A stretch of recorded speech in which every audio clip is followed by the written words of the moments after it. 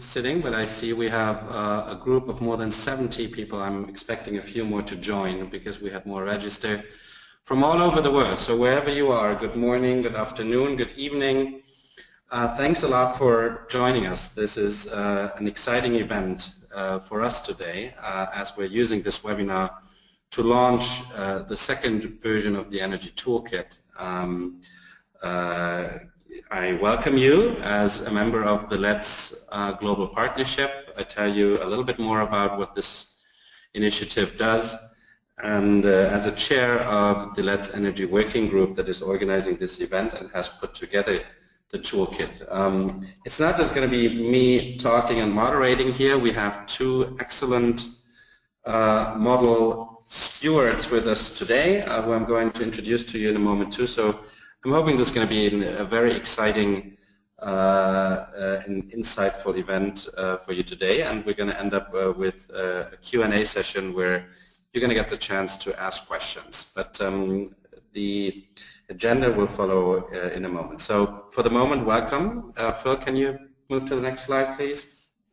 Already in the midst of the first program point here, which is some house rules. This is an important disclaimer. Whatever we do with the Let's GP, we do technology neutral and initiative neutral. We do not recommend specific products or services over others. Information that is provided through the Let's GP, including through this webinar, displays, shows, features one or more of many best practice resources that are out there. So we're not endorsing any specific tools over others. Important disclaimer here. Next slide, please. Here's some housekeeping items for those of you who haven't been on this platform before. There's two options for audio. You can listen through your computer. I expect most of you doing that, but you can also listen by telephone. So in case you are not hearing us, I'm hoping you're seeing the slide at least, and then you can select the telephone option in the right-hand display.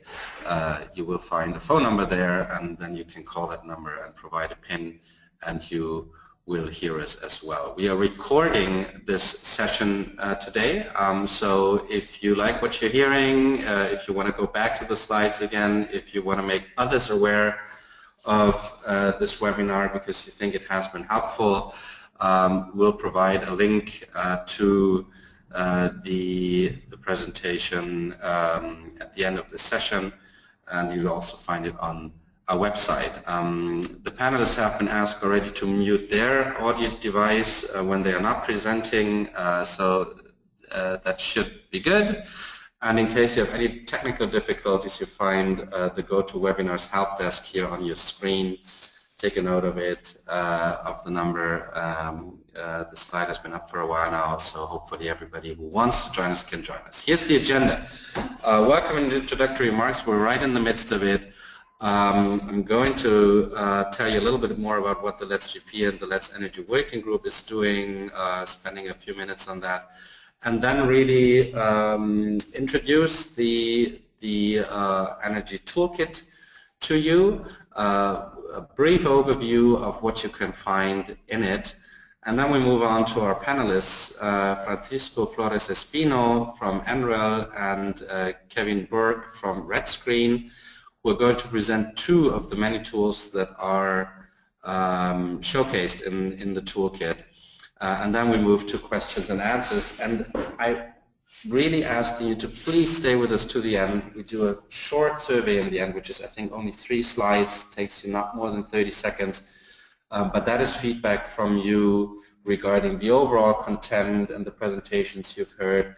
And this feedback is very important to us because we want to improve and get better, and we can only do that if we're hearing back from you what we have done well and what we haven't. So next slide, please. What is the Let's GP and what is the Let's Energy Working Group doing? I'm chairing the Energy Working Group. We have co-chairs from all key regions of the Let's Global Partnership.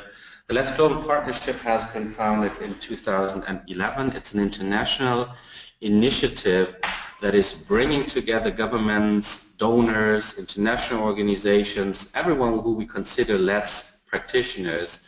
LETS, of course, standing for low emission development strategies. So all these practitioners, bringing them together and helping them to learn from one another, to support one another, with the ultimate goal of scaling up and strengthening implementation of climate resilient low emission development around the world. The Energy Working Group is just one working group amongst many, one sectoral group.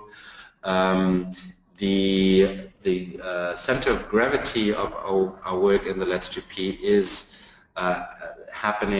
taking place in regional platforms. Until yesterday, there were 3, and yesterday the 4th one was founded. There have been for a while regional platforms in Africa, in Asia, and in Latin America and the Caribbean. And yesterday we launched in Budapest the 4th one for Europe and Eurasia. So there's 4 regional platforms now, and the sectoral platforms like the Energy Working Group that is organizing this event is mainly supporting these regional platforms on activities in the specific sectors that the regional platforms want to do. But there's some global work beyond that as well. There's now more than 160 countries organized in the Let's GP, and it's become quite an active and I think successful initiative. Next slide, please. The Energy Working Group was one of the earliest, if not the earliest, sectoral working group formed, of course, because of the importance of energy for low emission development, but also for climate resilience. The Let's GP focuses on both mitigation and adaptation. We promote low emission and climate resilient development in the energy sector through a very broad work program. You're getting a few highlights on the next slide, but on a broad scale it is through learning, through information exchange, also through providing concrete technical assistance to countries. So if you are a country representative or representative of a regional organization and you have needs in the energy sector for technical assistance, we are here to help. So please turn to us, ask us your questions, and we'll see whether we can answer them or we can find service providers for you who can support you in your needs. And we do this through a number of platforms like this webinar, but also in-person events where we bring together energy practitioners from around the world and help them to coordinate and collaborate through the platforms we provide. Next slide, please.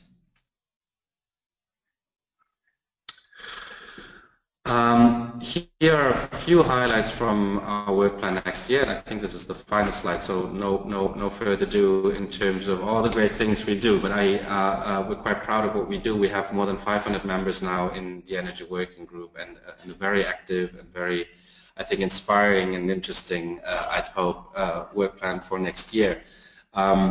One main area in which we work now is communities of practice, and we have started a first pilot community this year on bioelectricity in Latin America and the Caribbean. We've had a number of online sessions with this group, and next week we're coming together for the first time for an in-person workshop. So what is this community of practice? We're bringing in it pilots, we call them, of countries that share certain interests. In this case, the interest to develop smart policies on bioelectricity. We bring them together and we help them to learn from one another, to point them to international best practice examples that they can learn from. And we're bringing in trainers who really concretely work with them on their work plans and then try to help them to implement the work plan. So our workshop next week, for example, has really the goal of developing the work plan, discussing with countries where they want to be in 12 months from now, and then walking the walk with them.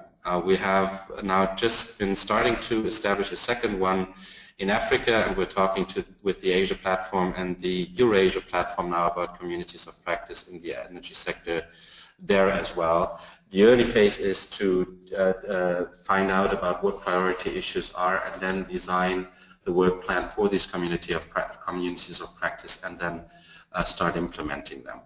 We do energy trainings at regional workshop meetings. We are working a lot on best case studies, and we're bringing those together eventually in World Atlas on Energy and Development. And yes, we're doing the toolkit, and this is what we're presenting here today. Next slide, please.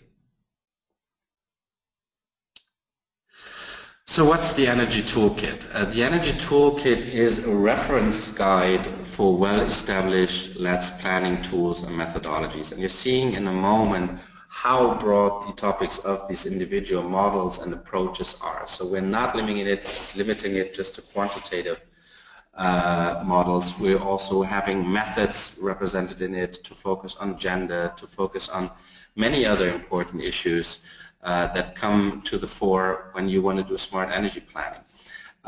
We've started with the first version of it in 2015, and it was really modeled very simply on a template. We've sent that to model makers, and we've asked them for what are the data inputs needed, what are the outputs of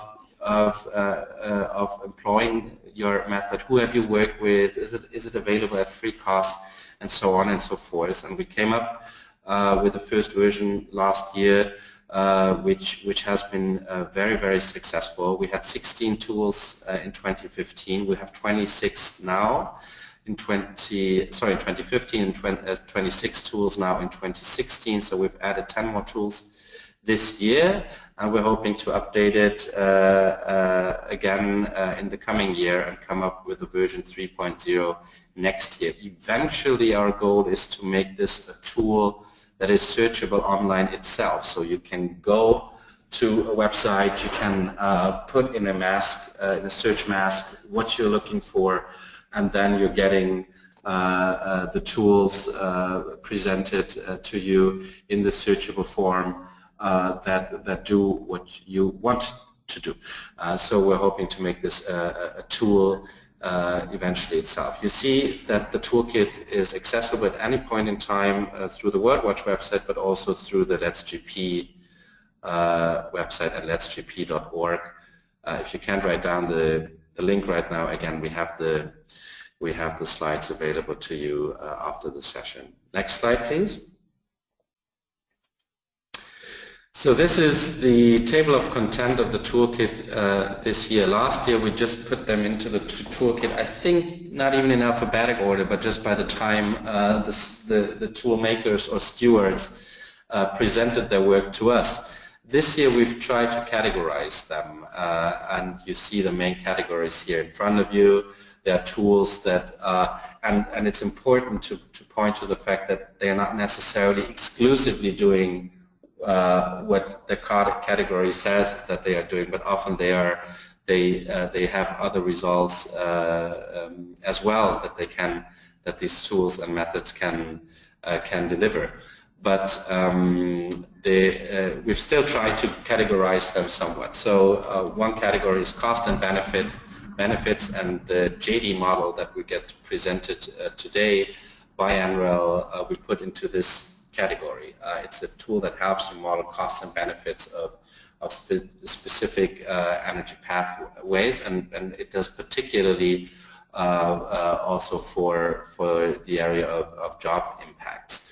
There's others that look into energy efficiencies. There are others that are broader and look into environmental impacts. There are some that look specifically into de-risking, like the DRY model from UNEP, which we put in the category of financial investments. We have 2 tools in this year's kit that help model gender, that do gender inclusion, that help you to design smart policies for gender inclusion.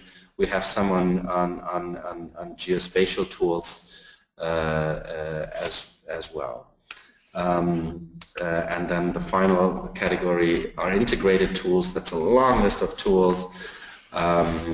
And the Retscreen tool that we're getting presented in a few minutes is in this category as well. So you see a broad range of available tools that are showcased in the toolkit. Next slide, please. We just put up screenshots here, basically, of three tools that are not being presented here today. This is the meta model from the World Bank, a relatively simple to use model. Worldwatch Institute, for example, used it for its energy roadmaps in Haiti, Jamaica, and the Dominican Republic. And it's a very smart and simple to use tools that provides you with levelized cost of generation of different energy pathways. Pretty much at a first stage, at least that's how we employed it, gives you those numbers in a very conservative, conventional manner, but then it does allow you to also assess costs for that are usually in our somewhat distorted markets not reflected, which is local air and water pollution costs, the resulting healthcare costs, and then in the third step gives you an opportunity to also analyze carbon costs, and you can do that in a stage-by-stage approach. So you can present these numbers, first as I mentioned, in a conventional manner, and then include the so-called externalities. So that's the meta model as one example. Next slide, please. This is a very successful agenda tool. It's really a handbook, and it provides governments or other energy planners with very concrete and straightforward information. It's a step-by-step really guide for how to integrate gender concerns into energy projects, and it gives very practical tools and examples, and has been a very proven and successful tool for this important issue and to integrate gender concerns into energy planning. Next slide, please.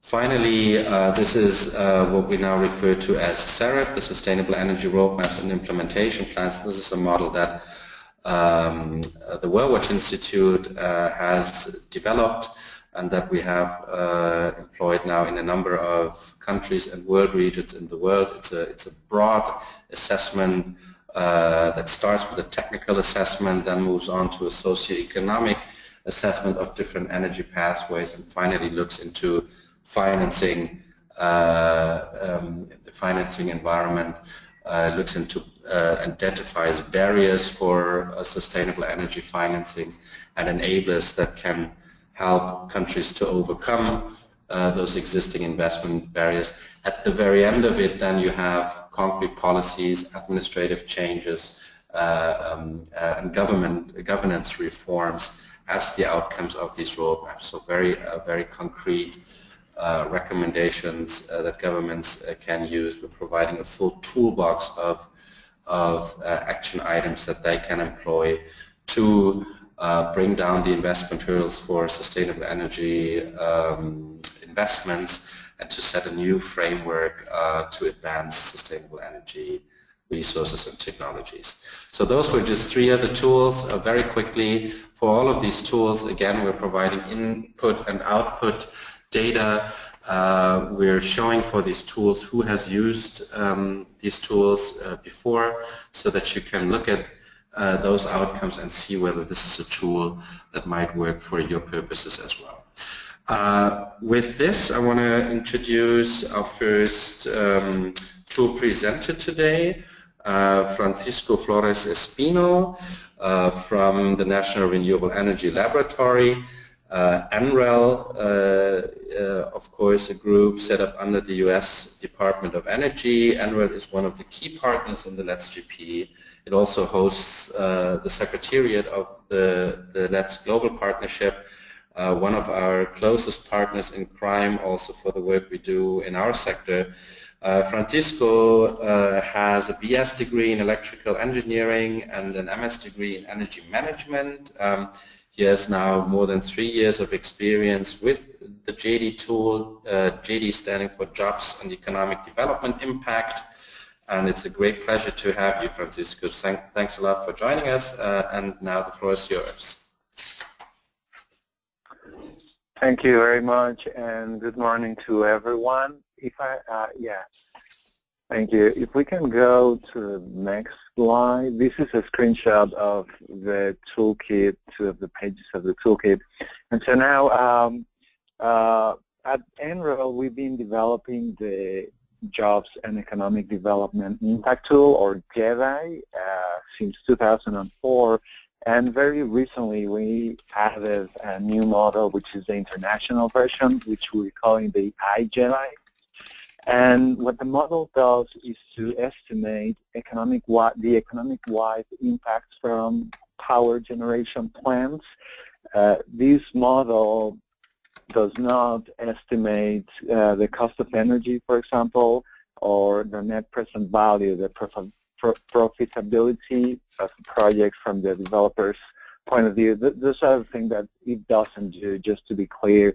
It focuses on the perspective of the economy as a whole and what are the benefits that this power generation, and more particularly renewable energy projects provide to the economy. So we have 15 models. All of them are Excel-based, and out of the box, they work for the U.S. They work for many types of renewable energy, solar PV, solar CSP.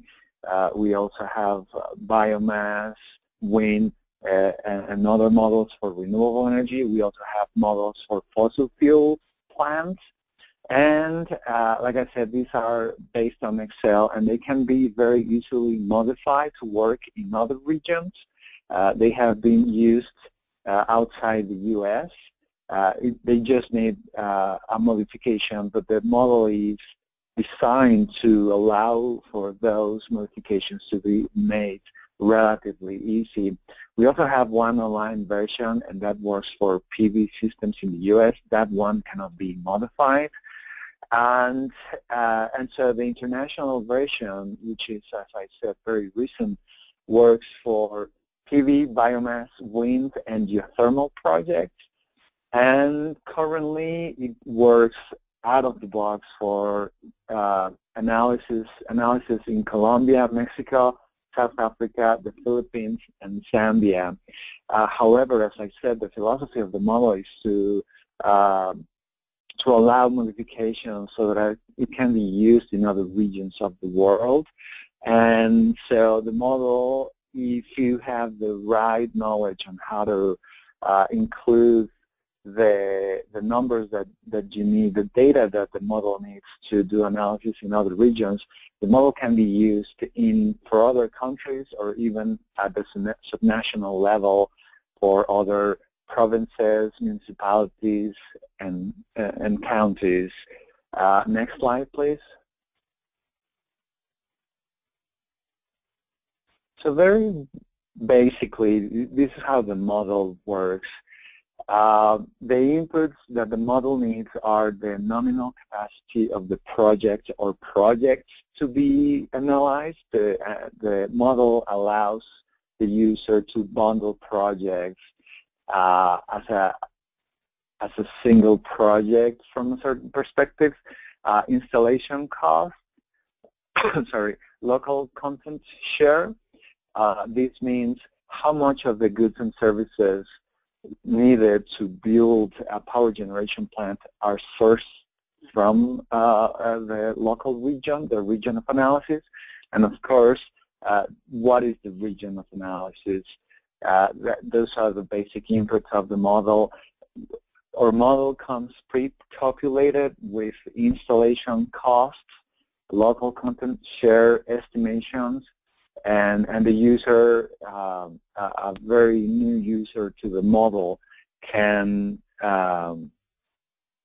only needs to input the nominal capacity and the region of analysis, and that will be enough to start doing a very basic analysis.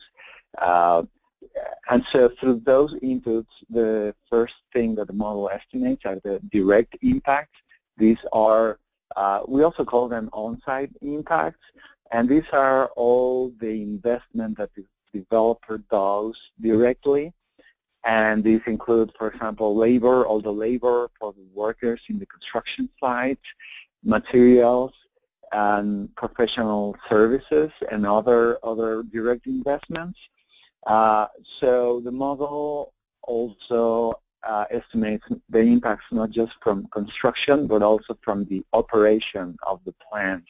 And then finally, using the input-output model, the model estimates the jobs and economic development impact to the economy as a whole, the economy of all the region of analysis as a whole. So at the bottom you see the outputs of the system, which are the economy-wide impacts expressed as number of jobs created, the earnings that the workers, the total earnings that the workers get, the contribution of this project or projects to the regional GDP, and total economic outputs. Next slide, please.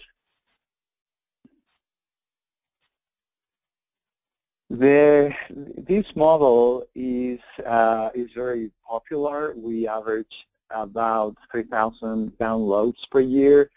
And when you download the model, we'll ask you for your email address, and this is just to have statistics of who are our users. And we found that the main users include government agencies, universities, consulting firms, project developers, and other research organizations. And for example, project developers may use it to ask for a grant if the grant requires to show what are the impacts, the social impacts of a project that could have on the economy. More specifically, well, we've seen that the model has been used at the national, state, and county level analysis, and specific examples of users include the U.S. Government Accountability Office, GE Financial Services, this Iowa Policy Project and Land Policy Institute to policy research, nonprofit organizations, and several universities. And we did last year, we researched who has been using our model, and we found 70 articles between 2004 and 2014 featuring analysis that used our tool at some level. Next slide, please.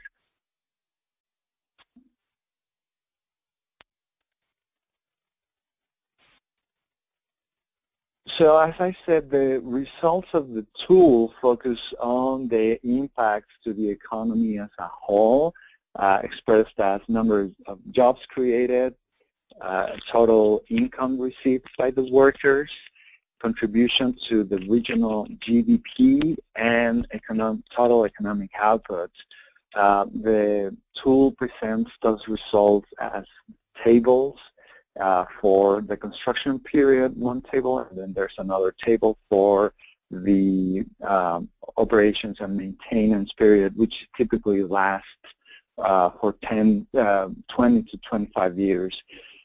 What I wanted to present in this slide are more specific results of papers that we found and how they went beyond just showing the tables, showing how many jobs are created or could be created through this project. So for example, the Government Accountability Office produced a paper on the benefits to rural communities of wind power, and they found that the economic benefits increase for counties that are more highly populated, and they also found that projects that are locally owned bring more benefits to the local economy than those projects owned by outside firms. Then GE, Energy Financial Services, did a quick analysis of the impact for the Treasury of the PTC, and what they found is that sorry, my screen just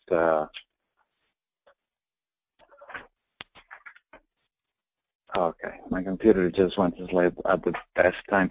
So what they found was that through looking at different types of benefits that the U.S. Treasury got from wind power plants, they used the Jedi model to understand a little better what are the implications for the economy as a whole, and they found that even though the PTC had cost $2.75 billion to the Treasury, sorry, $2.5 billion cost to the Treasury. Can you guys hear me? We can hear you. Okay, perfect. Sorry, I don't know what happened. My computer just decided it was not a good time to keep working.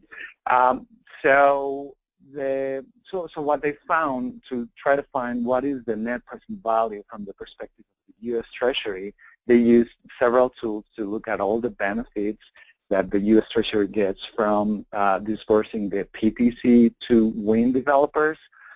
And one of those tools was Jedi. So Jedi helped GE to get a broader picture of what are all those benefits. And they found that the Treasury received a net inflow of $250 million.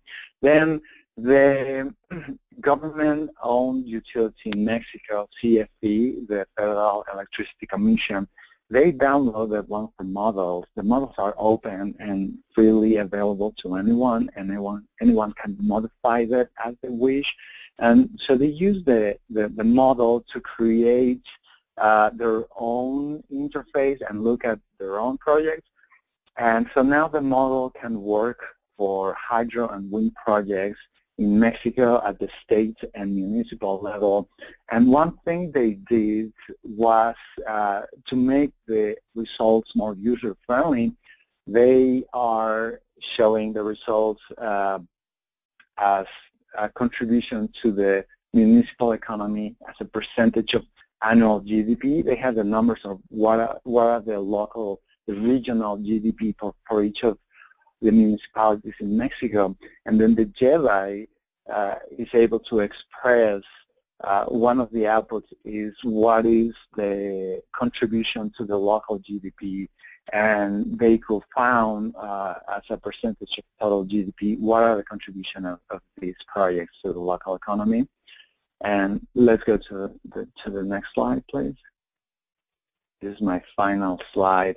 What we did at NREL, just as a final example, we looked at the potential impact of the deployment of offshore wind systems in the coast of the U.S. We divided the U.S. in 4 regions, and what you see in your screen are the results for the Gulf region.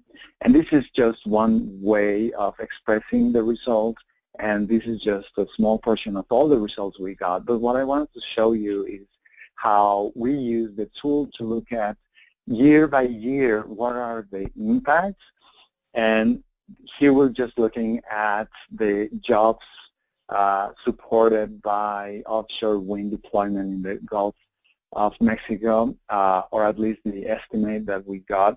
We looked at 3 potential scenarios, one in which there was going to be a high deployment of this technology, medium and low deployment as well.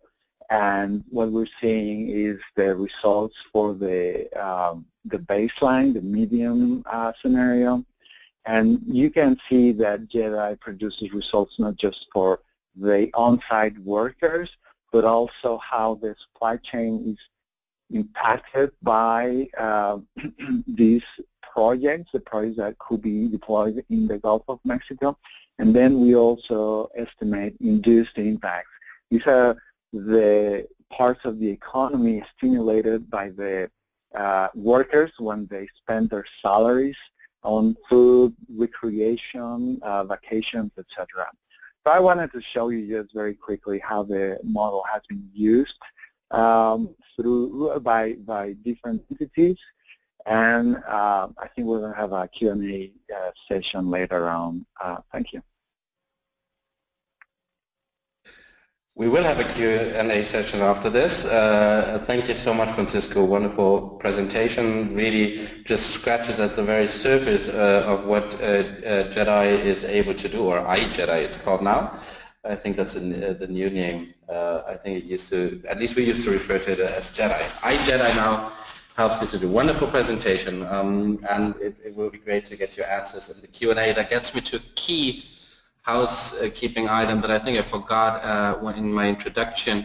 You have an opportunity on your right-hand side, on the right-hand side pane in your window to ask questions. Please use this function even now while you're listening to the presentations. We're collecting these questions and we'll put them forward in the Q&A session. So I'm going to introduce now our second model presenter. His name is Kevin Borg. He is a project engineer with the Natural Resources Canada. He has been working in the energy field for almost 20 years now, has a Bachelor of Engineering from McGill University. He's one of the key figures behind Retscreen in the development team of this clean energy management software, one of the most successful ones on the market, and he has been working on a number of other online learning and modeling tools in the past as well. So Kevin, the floor is yours. Thank you very much. So it's a pleasure to be able to speak to everyone. We have a great showing here, so I'm really excited to show you some things. So I thought I would take an approach where I would just show you directly the use of the software. So I am trying now to show Retscreen on my screen, and it's telling me now that it's taking a little bit of time. Maybe if someone can confirm if they can see my screen. Hi, Kevin. Confirming that we can see it. Thanks. Okay, great. So with that, I'll jump right in. So this is Retscreen Expert. It was released just publicly just a month and a half ago. So you are some of the very first to see this. And what I'm going to do is I'm going to actually show you the use of the software in the next 10 minutes or so, showing you how you could use it for different project evaluations. And then later on during the Q&A, if you have any more specific questions or about it, we can do that. So I'm going to show you a new feature that we have. We call it the Virtual Energy Analyzer, or VEA, and it allows you to do remote energy analysis or remote auditing of projects. And so when you're working in energy projects or renewables, there's a lot of questions that you might have about how what type of evaluation. There's a lot of data to gather.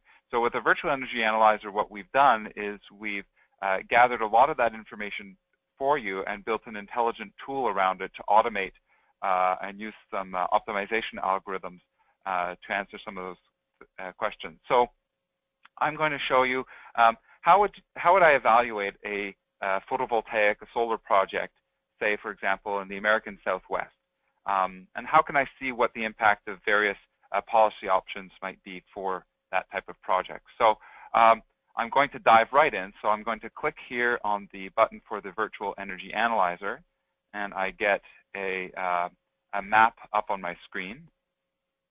And so you'll see that the idea behind the Virtual Energy Analyzer is by asking 3 or 4 questions, basically what type of project you want to do and where are you. We're able to intelligently use archetypes, typical information, cost data, climate data, and give you a really good idea of whether that project is viable or not.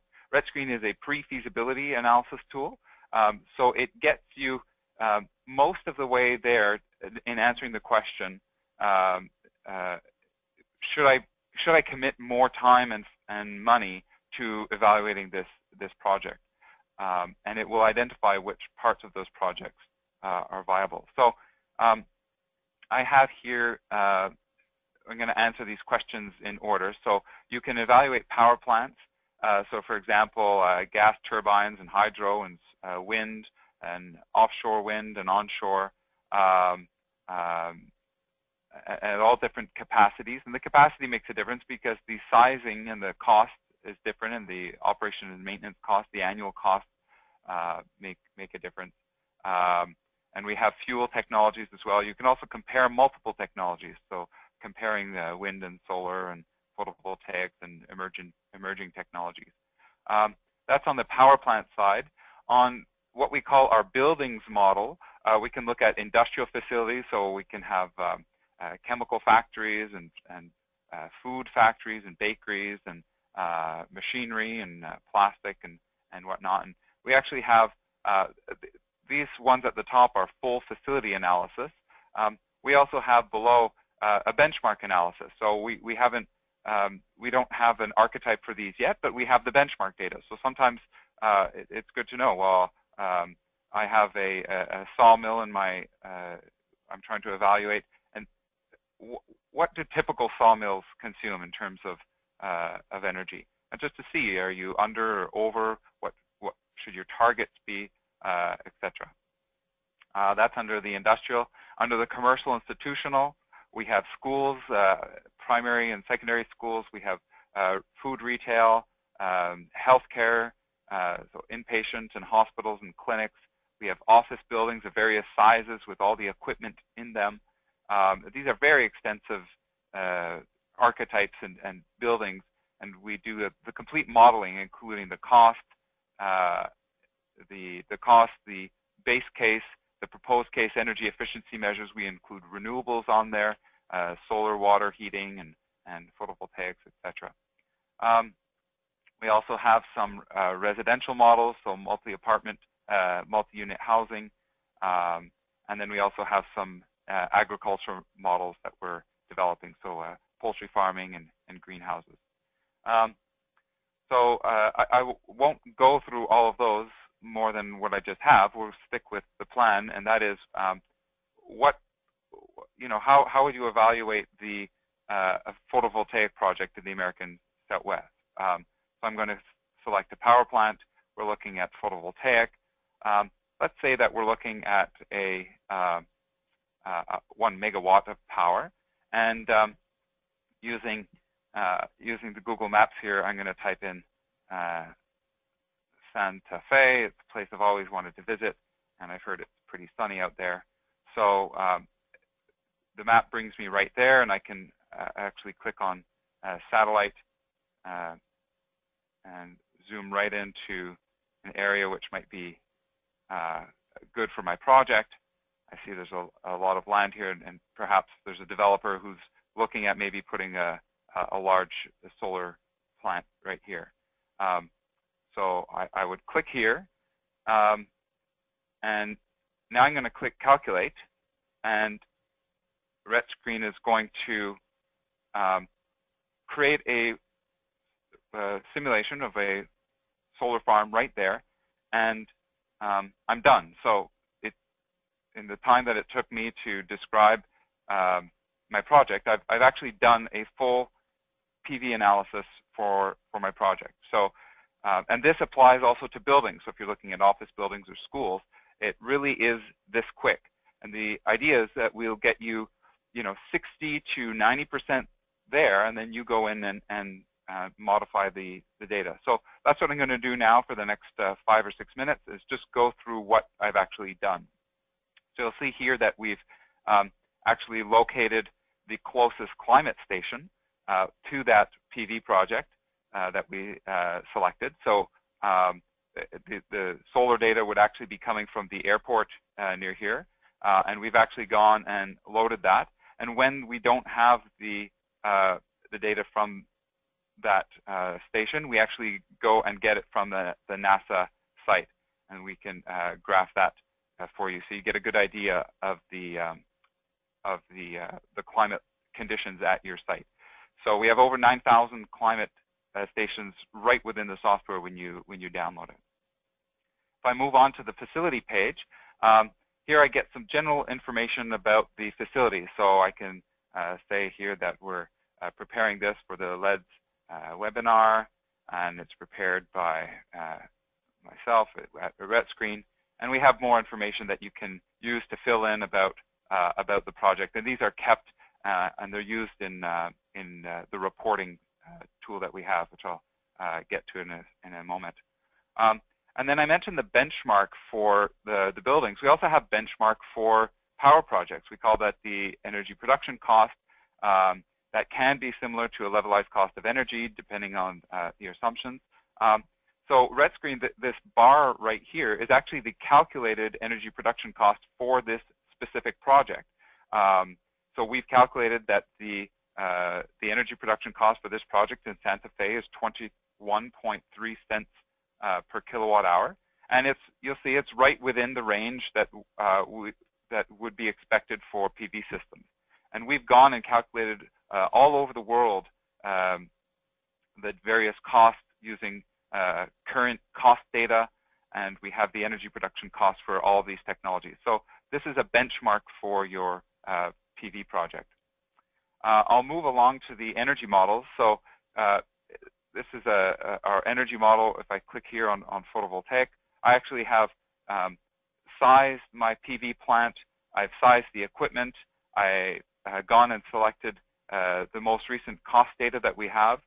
We have a cost database embedded right within the software that's customizable and editable according to your currency and exchange rates as well. And we keep this up to date. So here's a power plant project for the installed cost. We also have them for the operation and maintenance costs. We have them for light bulbs and pumps and motors and building envelopes and fans and all sorts of equipment and energy technologies. If I move to the cost sheet, you'll see that we have a simplified cost model here that has taken the data from our photovoltaic plant, but we can really dive deep into the specifics for the projects. Really make sure that we're not missing anything in terms of the cost. I'll keep it simple for now. Retscreen also has worked with the UN and the World Bank on an emission model. So we've actually gone and pulled the latest emission factors for New Mexico, and we calculate the GHG emission reduction. So this here would be 1,350 tons of GHG avoided from this photovoltaic project.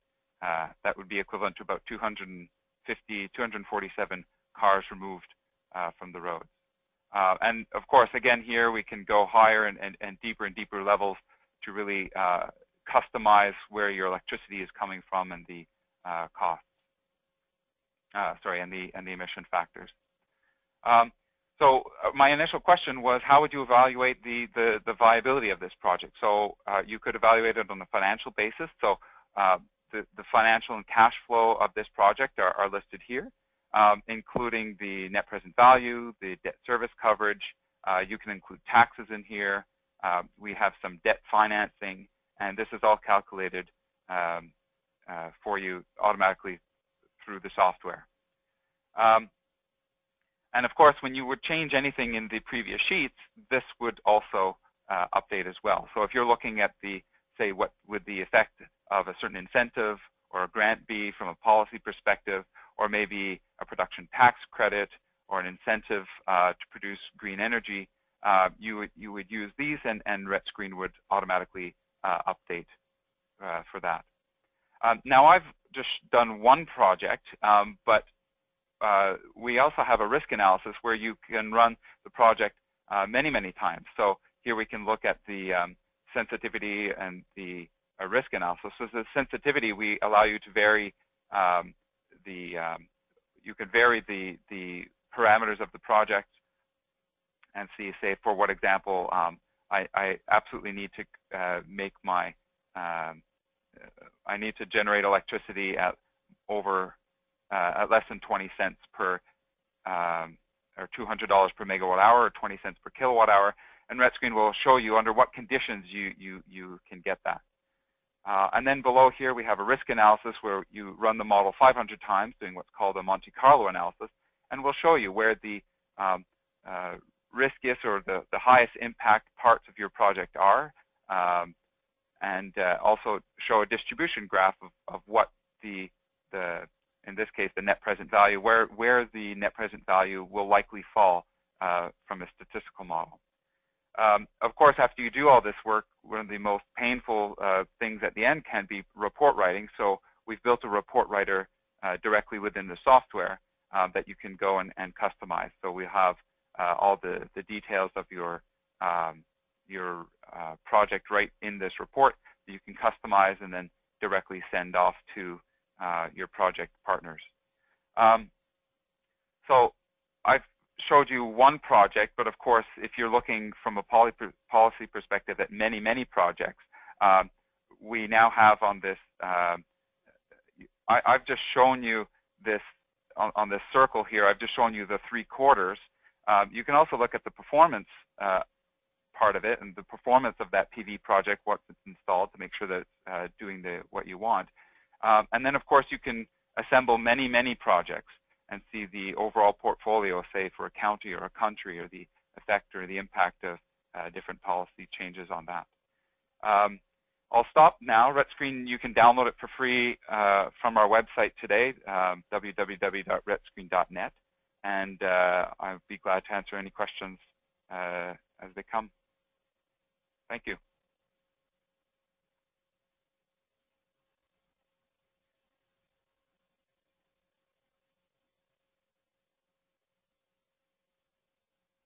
Sorry, it took me a moment here to unmute my microphone. Thank you so much, Kevin. A very exciting tool that I'm somewhat familiar with myself and have used, so it's fabulous. We heard 2 wonderful presentations from Kevin and Francisco. There's a long list of questions. Before we turn to them, I want to briefly mention that we as organizers keep getting pop-up messages here that more participants have tried to sign in, but we're not able to because we have reached the maximum number of participants. I didn't even know that something like this exists. And I'm really tremendously sorry for those who aren't able to sign in anymore because we have too many people on this webinar. If colleagues of you have tried to do that and frustrated about that, please give them my apologies. We will have the recording of the webinar up in about 2 hours after we finish. It takes some time to download it and then upload it again on our website. But about 1 p.m. Eastern Standard Time, you'll find it on the Worldwatch website. So hopefully everybody can then get to it, and it's not live and they don't get a chance to ask questions, but at least they have the presentations there. So we're looking into this issue in the future to see how we can add more people to. On the positive side, obviously, it shows how much in demand this kind of information is, and we're quite happy and proud of it. So that's the one thing. The other is you'll find on our website also other webinars, and we've done, I wanted to mention that as well, webinars in the past where we have given model makers, model stewards a chance to present their webinar, their model. That was one part of the webinar, and the other was we had countries presenting how they have used this model in their very concrete country case and how it has been useful. For example, the LEAP model, which is also in the toolkit from Stockholm Environment Institute, and we then had a presenter from Vietnam on how they've used it in their country. So you find more information on the toolkit and webinars relating to modeling tools on there as well. So fantastic presentations. Let's move on to the questions. We don't have a lot of time left, but maybe we go a little bit over time for those of you who can. Long list here that my screen shows. I'm trying to summarize a few as we go. A number of questions that I see relate to really sort of the regional functionality of your tool. So maybe you can stress that point again, that it's, from my understanding, downloading for everyone and can be used in every region. But maybe you want to make a few points about where it's particularly valuable where the numbers that you provide in it, if data cannot be gathered in a particular country, so sort of the token numbers that you use, how valuable they are for specific regions. So let's do a first round, starting with you, Francisco, towards this question of where is it best being used? Can it be used everywhere? What's your experience in different world regions? Francisco? Yes, thank you. Yeah, that's a great question. The tool, as I mentioned, can be used for any region in the world at any level, national or subnational. However, you need to have two important pieces of data. One is the social accountability matrix for the region. That's a matrix that maps out the relationships between the different sectors of the economy. That's one. And the other one is the costs of installation for each of the technologies, or for the technology you want to analyze. And this is this requires more knowledge of the tool, but in simple terms, that's what I can tell you. And if you search online for NREL Jedi, you'll find our page, and we have an email address for anyone who has questions. If you want to modify the tool for your region, we can help you. Thanks, Francisco. Over to you, Kevin, and maybe you can include in your answer another question that has come up, and that is, to what extent does the model enable to model costs beyond production? So the inclusion in the net in a very systemic way. So integration costs with the electricity grid, basically. Kevin? Yes. So Retscreen is. I didn't get a chance to show it, but Retscreen is available in 36 languages. We actually just passed 500,000 users, so over 500,000 people use it. We're growing at about 50,000 users every year. We're in about 700 universities, and we have it in 36 languages. So and that's all within the software. So you can create your project, translate it, and send it to a colleague, and you're able to use a common platform and have a common base. In terms of cost, so yes, so the cost data that we have looked internationally. We are part of the Government of Canada, so we'll take our costs and we'll bring them back to Canadian dollars of 2016. But we do have tools in there and conversion factors to allow for the costs to be used all over the world. So we have, just yesterday I was speaking with someone from South Africa and Ireland and South Korea and Brazil. So Retscreen is used internationally and is not limited to the cost data is not limited to just one region. Thank you, Kevin. Next question for Francisco, because Kevin answered that in his presentation, and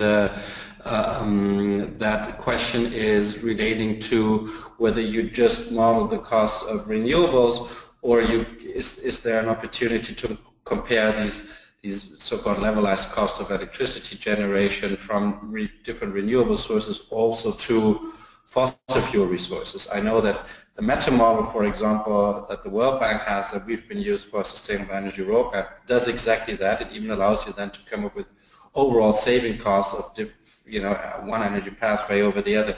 How is that in the case of Jedi, Francisco? Yes, we have models for both renewable energy plants and fossil fuel plants, so that a comparison between between different technologies can be done, definitely. However, levelized cost of electricity is not one of the the outputs of the model. The outputs include more indicators from the economy, the big economy of a region perspective. So, for example, we have a number of jobs created and the income that the workers will receive. So that comparison is possible. However, not the comparison of the cost of electricity. All right, thank you, Francisco. Next question for Kevin. To what extent does your model assume retrofit of existing plants or newly built plants? Can you make the distinction in the model? Yes, you can. That's a great question, actually. So I showed you the photovoltaic model. So the photovoltaic model assumes that your base case is going to be buying electricity from the grid, right? But when we're looking at the buildings model, I mentioned the factories and the schools and the office buildings, it becomes very pertinent whether you're looking at a new or a retrofit. And Retscreen can do both. And the difference is what you assume your base case is. So Retscreen, practically, when you're evaluating whether a project is worth it, you always have to say, well, worth it compared to what? So in Retscreen, we have the base case, which is what you're comparing to. So if you are, let's take a concrete example. Suppose you have a heating system in a building, and it's very, very old, and it needs to be replaced. It's broken and it needs to be replaced. Well, your base case isn't your very old system that needs to be replaced anyways. It's what you are going to be replacing it with. So if you say, well, I'm going to be replacing it with a more efficient system, your base case shifts. If, however, the system is working fine, and you're looking at a retrofit, your base case would represent what is currently installed. So both can be done, and it just requires a little bit of reflection on what you're doing your base case. So we do Retscreen for both new and retrofit, new construction and renovations. Wonderful. Thank you, Kevin. We're going to do a final round of questions for both of you in a moment. But we have been asked as the Let's GP, how can you join our group? How can you join the broader Let's GP membership, or how can you join the Energy Working Group? It is very open. You don't get an ID for it, but you can join at any given time. And you see our contacts here on the screen. Please get in touch with us. We're always looking for new members. Please send us an email or contact us by any other means. The final round of questions, and for those of you who didn't get their questions answered, be sure that we're collecting them and that we're putting you in touch with Francisco and Kevin, depending on who the question was asked to get your question answered offline. So you still have a couple of minutes. If you haven't put in your question yet, we're not going to answer it online during this live session anymore, but we're going to put it forward to our two great experts here and make sure that they get in touch with you about answering them. So final round of question I have for you, I'm going to combine two things here. And the question goes to both of you. One is, how often do the data sets get updated? Do you reflect climate changes, so say water availability? Is there a chance to model future climate impacts with your models? That's the one question. And the other is, how, at the very broadest sense, how easy do you really think it is to learn to use the model? Are there tutorials around, if I come freshly to this, I've never done modeling before, are you actively helping people to learn how to use the models? Tell us a little bit about what tutorials you have and how easy it is, you think, to use. So one data question, the other one the question of how easy they are to use and where people can find help. I want to start with you, Francisco, please.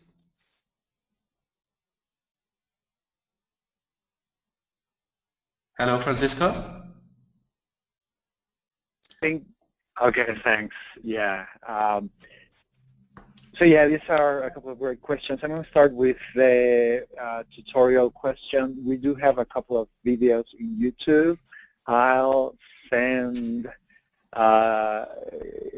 you, Alexander, the links, and then I'm not sure how we can distribute, but we do have some help. We also have documentation about Jedi and the international version, which we call iJedi. We have a couple of user manuals, and I can send you the link as well. Regarding how often data is updated, unfortunately, I think we don't update. I mean, we don't have the resources to update the data as frequently as we wish. However, as I said, the philosophy of the tool is to let the user be able to change the underlying data very easily, as long as they have the knowledge. And we have the, as I said, the user manuals, which will help any user with the right knowledge to update those numbers at any time. And we know, for example, that solar costs are going down very rapidly. So we have default numbers, default costs, which is the best estimate, but I think I will recommend any user to update those numbers as often as you can. All right, thank you. And then Kevin? So to answer the question, so how frequently do we update? We update at least yearly. So our cost data, we're going to be updating on an annual basis. Our product data, we have like 13,000 products and PV panels and so on in there. The cost data will be updated as necessarily. For example, LED lights have fallen 20 to 30% in the last 12 months, whereas say reciprocating engines or gas turbines have been stable for a couple of years now. So we update as necessary. In terms of the learning tools available, yes, right within the software we have links to a couple of videos, tutorials, and we actually have plans over the next couple of months to add to that. So please contact me if you're interested to know when those are scheduled. We could work together on that. Also within the software we have a help manual that has a couple thousand pages in it in English and French. We have templates and case studies, which are real projects that load right in the software and can be used for, it's about a 2 or 3 week self-study course. Sorry, a 2 or 3 semester self-study course, and it is actually used in universities around the world, and there are several trainers and training institutes that are active doing Retscreen training on an almost weekly basis. There's some Retscreen course somewhere in the world. The last question about climate, how do we take into effect that? Yes, so Retscreen has climate averages in terms of our climate data. But if you're doing a performance analysis project, we are connecting directly to near real-time NASA satellite data. So any climate effects which would be shown in weather data would be there, and there's nothing preventing you from using that or calculating your own climate impacts using that data.